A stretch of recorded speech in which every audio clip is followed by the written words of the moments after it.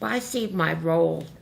I have a endowment for leadership in my name.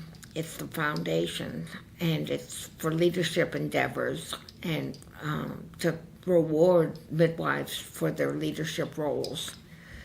And I see that as self-perpetuating into a legacy where I'll have a direct role in nurturing new leaders, leadership strategy,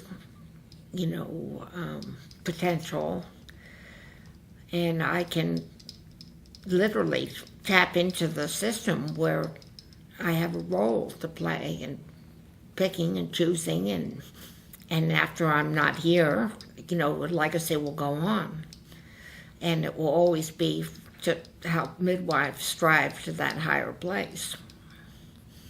It is. It's birthing new leaders and giving them expression. Giving their voice and expression to be heard. And there's so many ways to do that. And I'm only just learning all the different ways, pathways that can happen. So I'm open to that expression. And I think that's one of the gifts that I have left to give, is that I can allow that to happen and see where it goes. And people will benefit from it, separate from the hands-on care I can give. I can give something that's more lasting. Well, it's easy to be open with. You have this background.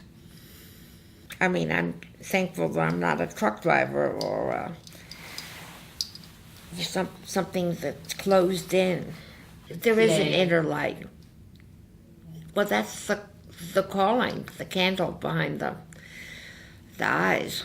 It's there.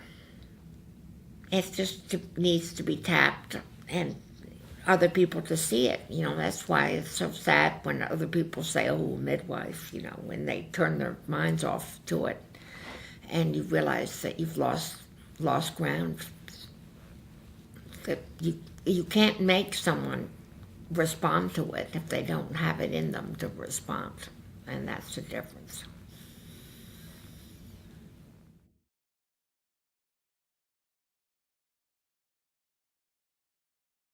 Well, I am an 83-year-old retired nurse midwife from the actual practice of nursing midwifery, but I am still active as a midwife.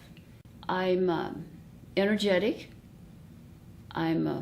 I'll say it and you can edit it. I'm a liberal, flaming Democrat.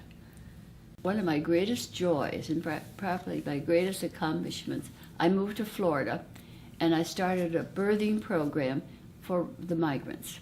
And I lived in the little town of Ruskin, delightful little town. And I lived there and I worshiped with them and I worked there. And it was a very successful clinic. I hired 7 or 8 midwives because we were very busy. The interesting thing is people always say, "How did you do it?" I said, I hired all new nurse midwives. They had no experience right out of graduate school because I wanted to teach them how to really care for people and not get caught up in the medical model. And so it worked. We delivered the babies at Tampa General, which was a zoo. But I would not deliver the babies in the labor and delivery unit. I wanted a private room outside of the unit. And I won. A lot of negotiation. Then I got 1, and then I got 2, and then I got 3 rooms for the birthing rooms. Because we developed a model where the mother would come in. She must stay at least 6 hours after birth. And the average was 12 to 14 hours by the time.